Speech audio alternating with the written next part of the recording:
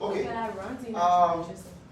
This is what I was trying to explain. I told you that what now the projectile motion could have that two motion taking place what now simultaneously. We have what now? The horizontal motion, and we have what? The vertical motion. Are you with me? Horizontal motion and what now? Vertical motion. Let's say for example the object moves from this point. And then I hit, it goes round and then what now? Returns and lands what? Here. Right? It's moving both what now? Horizontally and what? Vertically. Are you with me? Yes, sir. So, these are the things that you need to take note of. This distance from here to this point. The distance from this point to this point is the horizontal distance. And the horizontal distance is called what? The range. The range. The distance from this point to this point now, right? Is it what now? Vertical distance. Which is what now? The height. You get what I'm saying? Vertical distance, horizontal what now? Distance. Take note. I give you an instance. If the object is falling from a cliff, for example, let me say I have that surface here, right? And then this is going on, and I'm taking the object here, I hit it to go like this, right?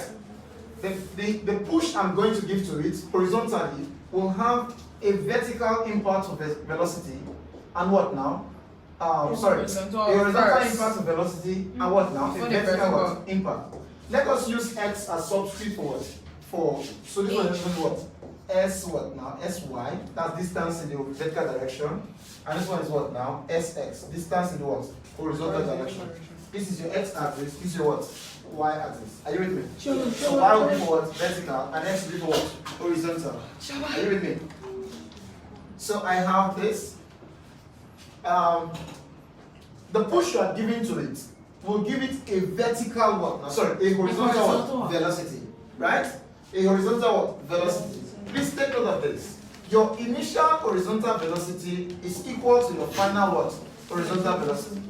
Your initial horizontal velocity is equal to your what now? Final horizontal velocity.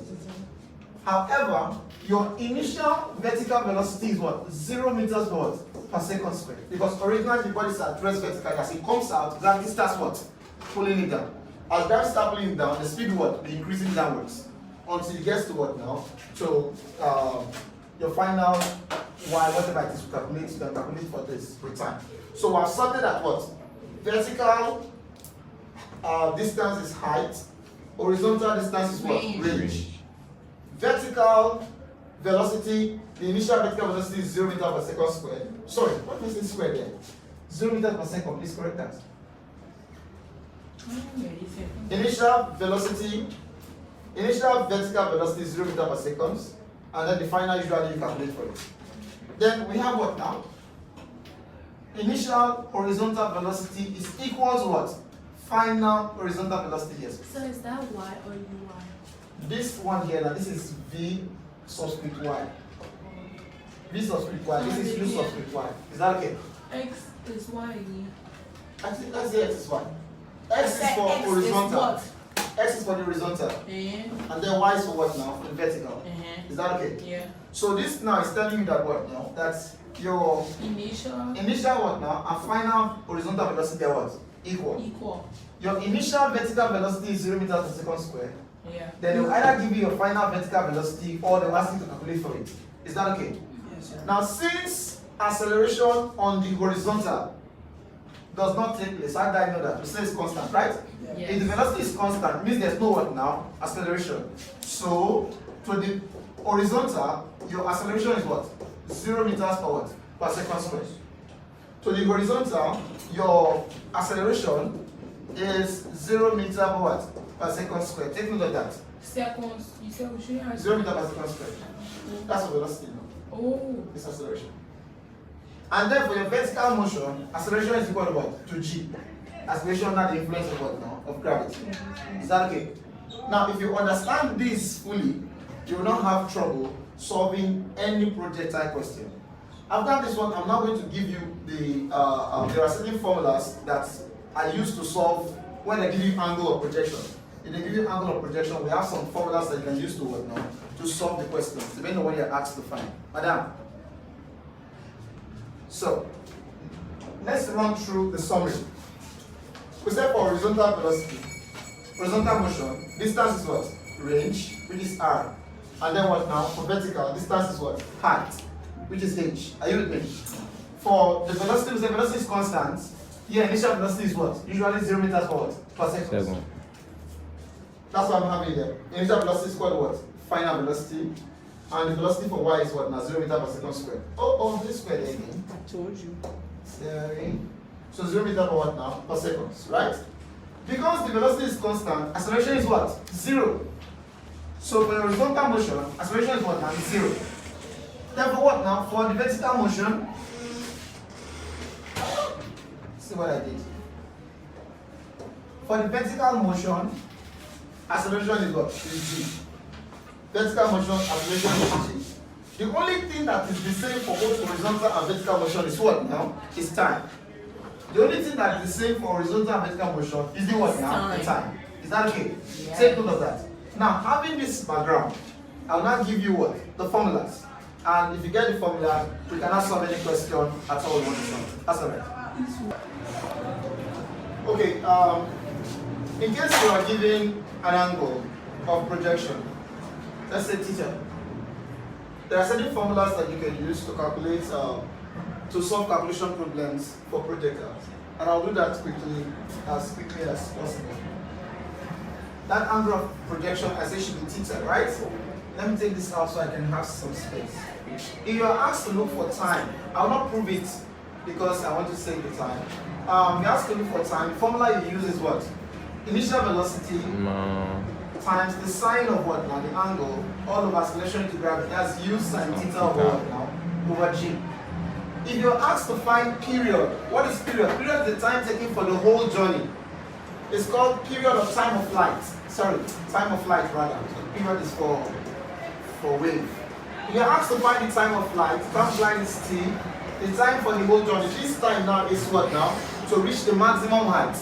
Or the time from maximum height to what now? To the ground. So this time I'm having here is like half the journey. Where you go from what? From one half of the journey. And this says something about the projectile motion. This journey here, from here to this point is half of the journey. And this other side is like the opposite, the inverse. Here you get to maximum height, here you get back to what now? To the horizontal. So I have time of flight t, and time of flight is given as what? 2 times the time to get to the maximum height. And that means the time of flight will be what now?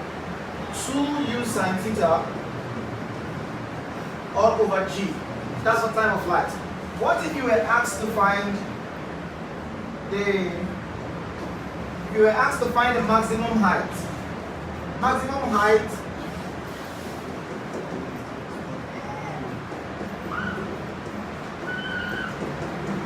height is given as what? As u squared sine squared theta all over 2g. Here u is what? Initial velocity, theta is the angle, g is acceleration due to what? Now free fall, due to gravity. Then I have sometimes they'll ask you to calculate for range. The total distance, horizontal distance, right?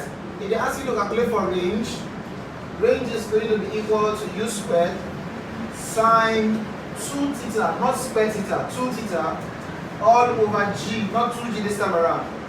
And sometimes they will ask you, what is the maximum range? If you are good with maths, if your maths is good enough, you will know that, excuse me,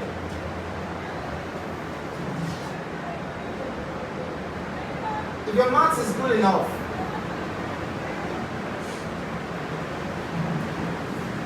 you will know that sine 90 is equal to 1.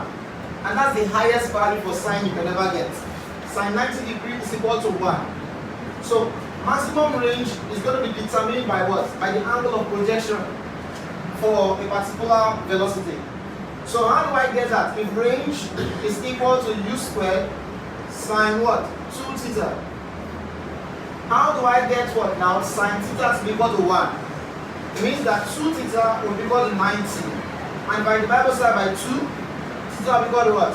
45. So when the angle is 45 degrees, you get your maximum range. Anytime the angle is 45 degrees, you get the maximum range. So I can have this, and if you are asked to calculate what? Maximum range is going to be what? u squared all over g. That's because theta is going to be equal to what? 45 degrees.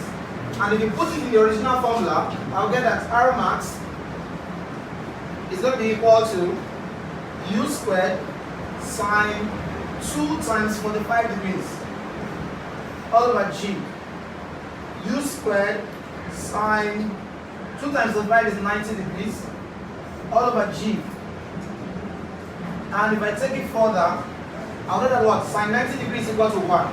1 times u squared is still what now? U squared. So I end up getting what? Getting this. R max is equal to u squared all over what? All over g. So, just to make a summary of what we have just done, you see that what? The time to get the maximum height, or time from maximum height to the back to the horizontal, is going to be what? U sine theta over g. If you want to calculate for the time of flight, as you're starting from a particular point and returning back to that point, it's going to be 2t. So I'll have 2 times u times sine theta over what? Over g. Then the height will be what? I say height is this, showed you this already. Then range is this. And what? When you get maximum range, you get maximum range when theta is equal to what? 45 degrees. If you have all of this, then you are ready for any question at all they're going to ask you for what? For projectile. So the next class I'll show you solutions around what? Questions for projectile motion. Thank you.